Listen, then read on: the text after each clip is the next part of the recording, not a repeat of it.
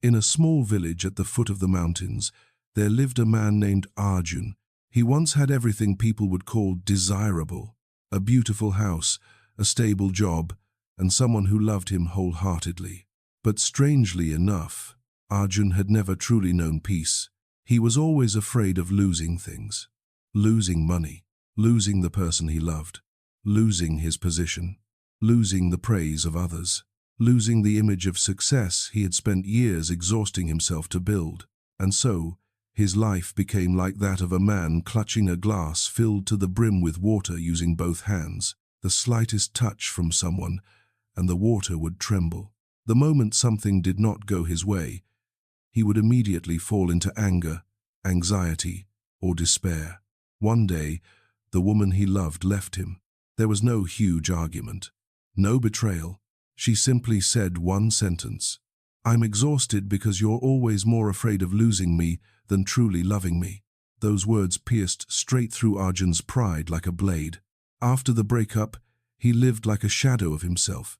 Every night, he stayed awake until 3 a.m., staring at his phone, reading old messages, looking through old photos, torturing himself with memories that were already dead. And the most terrifying part was not that she had left. It was that Arjun could not accept that it had already happened. He began blaming life itself. Why are good people the ones left behind? Why do I still suffer after trying so hard? Why are other people happy while I'm not? Then, on a rainy afternoon, while wandering aimlessly, Arjun stopped at an old temple deep in the mountains. In the temple courtyard, an old monk sat quietly pouring tea. Seeing Arjun's red eyes and exhausted face, the monk gently asked, "What are you holding on to that feels so heavy?" Arjun let out a bitter laugh. "There's nothing left for me to hold on to anymore." The monk did not answer. He simply handed Arjun a cup filled with water and said, "Hold this for me." Arjun held the cup with one hand. 1 minute passed. Nothing happened. 10 minutes passed. His arm began to ache. 30 minutes later, his wrist was throbbing with pain. After an hour, Arjun could barely endure it anymore. He frowned and said, "This cup is too heavy." Only then did the old monk look at him and say, "The cup has not become heavier. What hurts you is that you have been holding it for too long." Arjun fell silent. The monk continued, "Pain is the same way. Memories are the same way. Even someone who has already left is the same. You think you suffer because life is cruel, but most of your suffering comes from the fact that you refuse to let go." Those words left Arjun frozen in silence. For the first time in many months, he stopped trying to blame someone else. The monk gazed at the rain falling beyond the temple courtyard and quietly continued, "In Buddhism, suffering does not come only from loss. It comes from the mind clinging to things that were never meant to last. You want everything to belong to you forever, but life does not work that way. People come and go. Emotions come and go. Youth comes and goes. Even this body will not stay with you forever. A truly awakened person is not someone who has never felt pain. It is someone who understands that holding on to anything too tightly will eventually make you bleed." That night, Arjun sat in the temple hall for a very long time. For the first time, he did not pray for things to return to the way they once were. He simply sat there, facing his pain directly, not running away, not denying it, not desperately holding on. And strangely enough, the moment he stopped trying to hold on to everything, his heart began to feel a little lighter. Not because the pain disappeared instantly, but because, at last, he had stopped fighting against the truth. If there is someone you still cannot forget, something you still cannot let go of, or a pain that keeps replaying in your mind every night, comment the number 1 below. Sometimes the reason we feel so exhausted is not because life is too heavy. It is because we have been carrying too many things for far too long. After that night, Arjun began visiting the temple more often, not because he wanted to become a different person, nor because he had suddenly achieved some great enlightenment, but because, for the first time in a very long while, his mind could finally be still there. No ringing phones, No one demanding that he become successful. No one asking how much money he made each month. No one forcing him to appear strong. There was only the slow echo of the temple bell drifting through the rainy afternoon. And, strangely enough, the more quietly he sat, the more he realized what truly hurt him was not simply losing the woman he loved. It was his ego that had been wounded. He missed her. But what he missed even more was the feeling of once being needed. He suffered because she left, but deep down, what hurt even more was the feeling it created inside him. Maybe I'm not good enough. That was when the old monk told him something he would remember for the rest of his life. People often think they suffer because they lost someone else, but most of the time, they suffer because they lost the version of themselves that existed beside that person. Arjun sat there in silence. The monk continued, "When you were in love, you felt valuable. Someone waited for your messages. Someone held you when you were weak. Someone made your life feel meaningful. And when they left, you did not only lose them, you also lost the sense of who you are." Those words struck Arjun like a beam of light shining into the darkest corner of his heart. Because it was true, he could not bear the loneliness. Not because the room was too empty, but because, for the first time, there was no longer anyone helping him escape from himself. Many people think that letting go means forgetting, but that is not true. In Buddhism, letting go does not mean erasing memories. It means no longer allowing those memories to keep hurting you. You still remember. You still once loved deeply. You still once suffered. But you no longer kneel before what has already passed. It is like holding a burning piece of charcoal.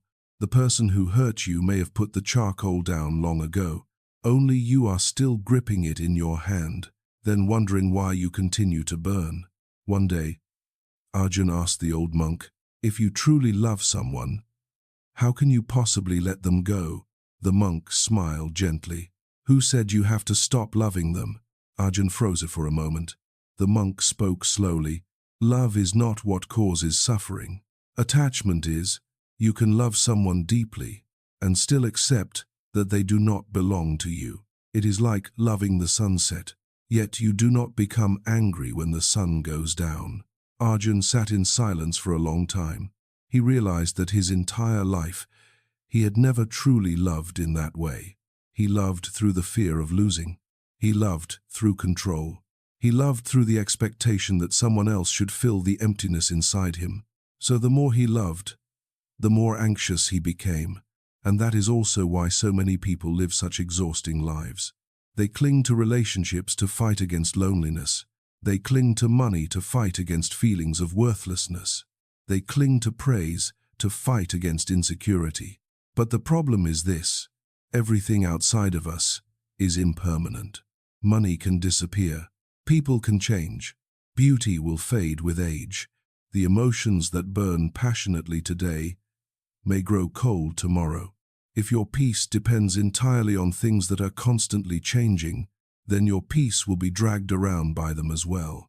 That is why Buddhism teaches a truth that is very difficult to hear. The harder people try to hold on to everything forever, the more they suffer. Because in this life, nothing stays still long enough for you to keep forever. Some people spend their entire lives unable to let go of an old relationship. They continue living, but their hearts remain trapped in a certain year of the past. Some reopen old conversations every single day like grave diggers searching through memories. Some people smile and laugh normally on the outside, but every night they quietly miss someone who no longer remembers them. And the most frightening part is this: many people become so used to suffering that they no longer realize they are hurting themselves. They think, if I still hurt this much, it means I truly loved. No, sometimes it simply means you have not yet learned how to let go. One evening, the old monk led Arjun behind the temple. There stood a giant ancient tree. Yellow leaves covered the ground beneath it. The monk picked up a fallen leaf and asked, "Do you see this leaf resisting?" Arjun shook his head. "It falls because the time has come for it to fall." No resentment. No clinging to the branch. No asking why it had to be the one to fall. Then the monk turned to Arjun and said, Human beings suffer because they constantly want things to be different from what they are. The person who wanted to leave, you want them to stay. What has already ended, you want it to return. What time has already taken away, you want to keep unchanged.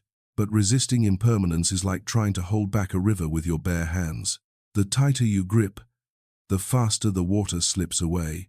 That night, Arjun returned to his room and, for the first time, he deleted all the old photos. Not because he hated her, but because he finally understood. Some things are most beautiful when they are kept in the heart with gratitude, not with desperate attachment. If you are still trying to hold on to something that has already left your life, comment the number 1 below. Sometimes letting go is not about losing what mattered most. It is about saving your own soul from drowning forever in the past. In the end, Arjun realized, what hurts people the most is not losing someone, but refusing to accept that everything in life is impermanent. Letting go does not mean forgetting. It means no longer holding on to something that already wanted to leave. When the mind clings less, the heart becomes lighter, not because life suddenly becomes easier, but because you have finally stopped fighting against it. If you too are learning how to let go of something in your heart, comment the number 1 below, and don't forget to subscribe and turn on the notification bell to continue this journey through healing stories and Buddhist wisdom that can bring more peace to your mind each day.